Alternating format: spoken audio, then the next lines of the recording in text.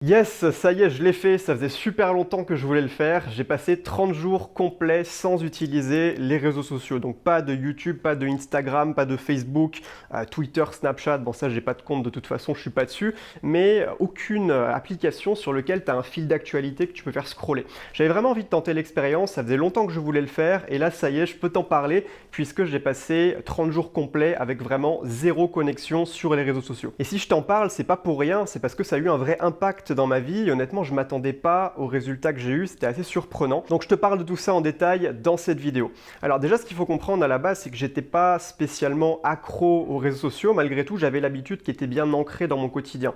Pendant longtemps ça avait été Instagram, alors Instagram j'avais beaucoup réduit ces derniers temps, mais là en ce moment c'était surtout YouTube. Donc j'avais vraiment pris cette habitude de, dès que j'avais un moment un petit peu creux finalement dans mes journées, de me connecter à la plateforme. Par exemple typiquement c'était après le déjeuner, j'étais en mode digestion, donc forcément c'est pas le moment où tu as la plus haute énergie pour passer à l'action. Et donc là, j'avais pris cette habitude de me coller devant YouTube pendant peut-être 30 minutes, 40, 50 minutes et de regarder des vidéos un petit peu random parce que forcément, voilà, si tu regardes YouTube ou même un autre réseau social, tu sais comment c'est, l'algorithme, c'est un espèce de puits sans fond, il va te recommander sans cesse du nouveau contenu, même si c'est pas du contenu spécialement intéressant pour toi. Des fois, tu tombes sur des trucs, tu te demandes pourquoi l'algorithme te recommande ce genre de choses. Et donc, je passais quand même tous les jours une période de temps assez significative à regarder des vidéos pas forcément intéressantes, des vidéos sur l'actualité parfois, ou alors des trucs un peu rigolos, tu sais, qui sont là pour divertir, mais c'est pas ça qui va t'aider à avancer dans la vie. Après aussi, je regardais régulièrement les stories sur Instagram, alors moins longtemps que YouTube, c'était plutôt pendant 5-10 minutes par jour, mais j'avais quand même l'habitude de le faire. Je regardais les stories d'amis à moi, les choses qui s'étaient un peu postées. Alors ça, c'est le genre de truc à faire aux toilettes pour faire passer le temps, mais je sentais que ça avait un impact négatif dans ma vie, donc pas seulement Instagram, mais Instagram et YouTube. YouTube surtout parce que ça me pompait du temps et ça détournait mon attention de mes objectifs. C'est surtout ça, c'est que ça mettait mon focus sur quelque chose dont finalement j'avais pas grand chose à foutre. Par exemple des vidéos d'actualité, des vidéos divertissantes pour rigoler un coup, c'est bien. Mais pendant un court instant, tu perds ton focus vers tes objectifs, vers ce que tu veux vraiment obtenir dans la vie. Et après Instagram, pour moi le problème, alors il y a plutôt deux problèmes. Le premier, c'est que tu perds ta capacité de concentration parce que tu es toujours à scroller frénétiquement, avoir du contenu ultra court, hein. Les stories elles durent 15 secondes je crois, donc c'est jamais quelque chose qui va garder ton attention pendant longtemps, tu vas tout de suite passer à autre chose, et ça bousille littéralement ta capacité de concentration. On demande aux profs qui enseignent depuis longtemps, t'as plein de profs qui disent qu'aujourd'hui les élèves ont beaucoup plus de difficultés à rester concentrés en cours, et ça c'est évidemment avec les réseaux sociaux, on est tellement habitué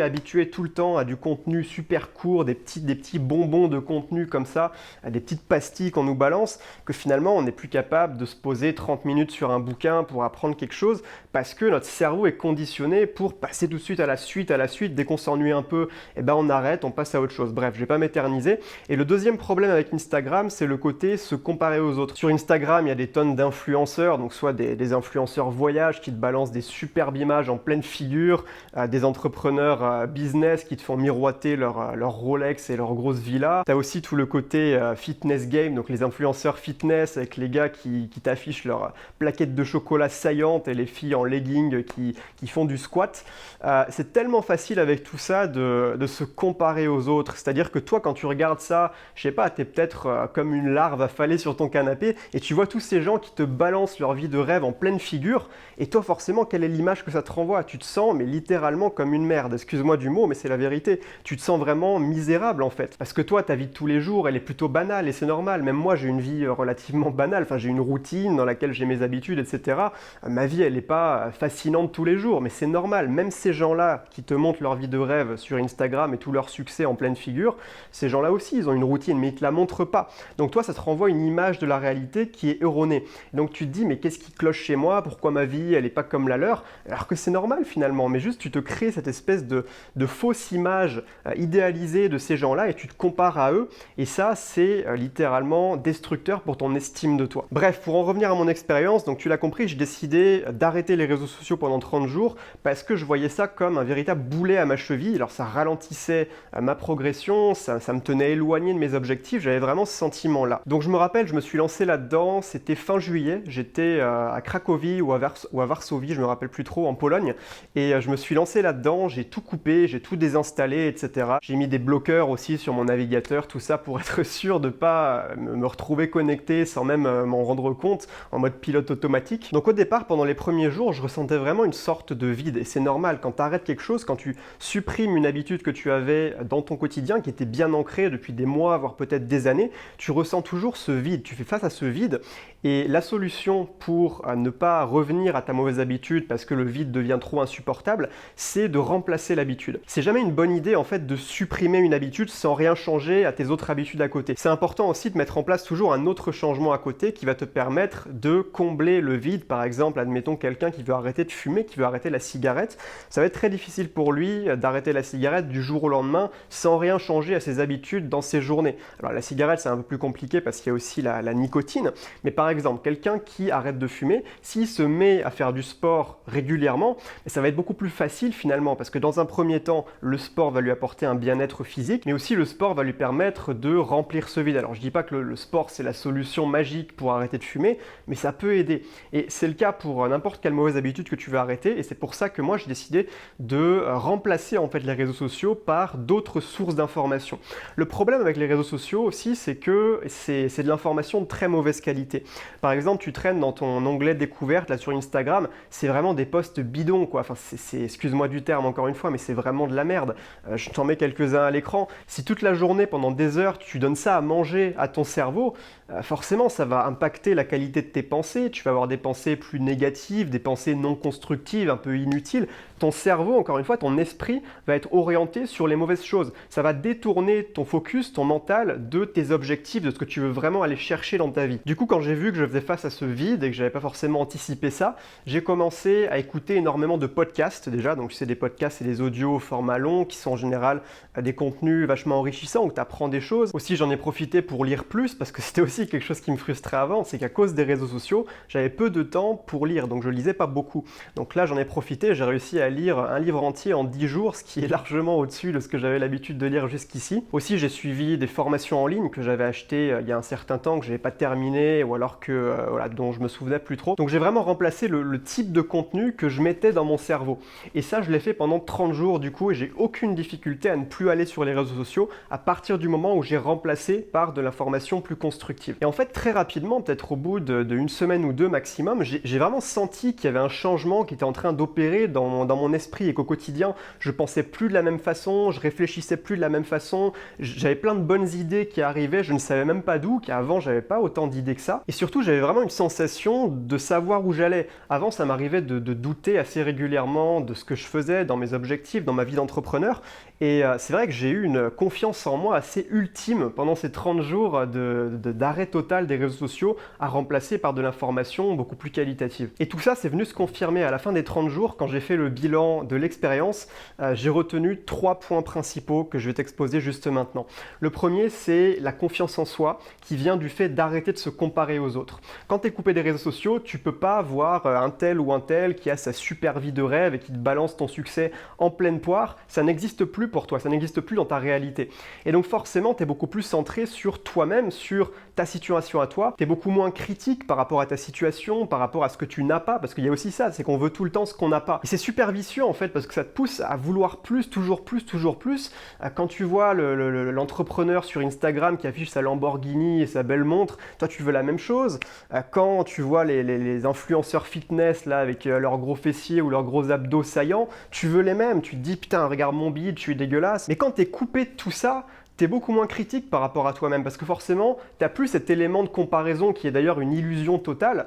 Et ça, j'ai vraiment ressenti que c'était hyper bénéfique pour la confiance en soi, pour l'estime de soi, pour avancer dans la vie, pour aller de l'avant, c'est vraiment génial. Le deuxième grand bénéfice que j'ai trouvé, c'est le focus. Ça, je t'en ai déjà parlé dans la vidéo, mais le fait que tu ne pollues plus ton esprit avec toutes ces petites informations inutiles, non constructives, parfois négatives. La conséquence de ça, c'est que ton esprit est focalisé seulement sur ce qui compte pour toi. Parce que ce avec quoi tu nourris ton esprit, c'est quelque chose que tu as choisi. C'est pas le fil d'actualité YouTube, Instagram, Facebook qu'il a choisi pour toi, qui a décidé de le mettre sous tes yeux. C'est toi qui décides quand tu lis les bouquins que tu veux, quand tu écoutes des podcasts qui toi t'intéressent, quand tu suis des formations en ligne sur des sujets qui toi te concernent. Là, tu choisis finalement la direction dans laquelle tu veux façonner ton mental. Pour moi, la conséquence de ça, c'est que j'ai été extrêmement productif. Alors pas sur YouTube parce que je me suis un peu déconnecté de YouTube, c'était plus trop ma priorité. Mais en dehors de YouTube, qui est juste qu'une petite partie de mon activité d'entrepreneur, j'ai été extrêmement efficace. J'ai eu des tonnes d'idées également,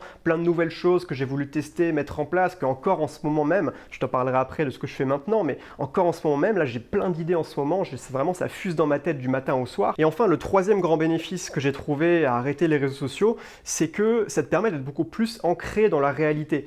C'est-à-dire tu te sens beaucoup plus dans le moment présent, dans l'instant, tu savoures beaucoup plus la vie également. Moi j'ai passé de super moments avec ma copine notamment, j'étais pas tout le temps sur mon smartphone ou sur YouTube à regarder des vidéos, j'étais vraiment dans l'instant et j'ai vraiment ressenti que mon esprit était plus calme en fait, que le fait de se déconnecter de tout ce bruit des réseaux sociaux, le bruit du monde, de l'actualité, du contenu qui sera périmé dans 24 heures, quand tu supprimes tout ça de ta vie, mais tu retrouves une sorte de sérénité. C'est assez difficile à expliquer avec des mots, je t'invite à faire l'expérience, peut-être que tu auras les mêmes résultats que moi, tu en arriveras aux mêmes conclusions, mais tu te sens beaucoup plus paisible, plus heureux en fait au quotidien. Donc ça, c'est les 3 raisons pour lesquelles j'ai trouvé que c'était une expérience exceptionnelle de me couper de tout ça.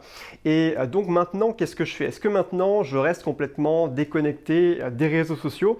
Pas tout à fait. Là actuellement, alors ça fait déjà plusieurs semaines que ce défi est terminé, mais là actuellement, je regarde à peu près mes réseaux sociaux peut-être 2 heures par semaine, grand max. Et j'ai pas la sensation de me priver, parce qu'en fait j'ai cassé l'habitude pendant les 30 jours, parce qu'avant c'était une habitude qui était bien ancrée, mais après 30 jours, l'habitude avait déjà disparu. Je m'étais habitué à ne plus, par exemple après manger, quand je digérais, ne plus ouvrir YouTube, écouter un podcast à la place ou lire un bouquin. J'ai complètement restructuré entre-temps mes schémas d'habitude, donc finalement, aujourd'hui, j'ai plus de frustration à ne pas me connecter et l'idée, c'est que je me connecte seulement, alors c'est principalement YouTube, Instagram, j'y vais plus, je regarde plus rien, je poste des stories de temps en temps, mais c'est mon assistante qui les poste à ma place. Je lui envoie et après, c'est elle qui les met, donc je fais ça de manière indirecte, disons. Après, c'est surtout YouTube où je regarde de temps en temps quelques vidéos, mais c'est seulement quand je me dis, tiens, il faudrait que j'aille voir cette vidéo, alors je sais que machin, tel créateur que j'aime bien, a publié une vidéo parce que j'ai vu sa newsletter dans laquelle il balançait le lien, donc quand je sais qu'il y a une vidéo que j'ai envie d'aller voir, je vais la voir. Mais autrement, je vais plus me connecter pour simplement me poser comme un légume devant le fil d'actualité en me disant, bah tiens, qu'est-ce que je vais bien pouvoir regarder aujourd'hui?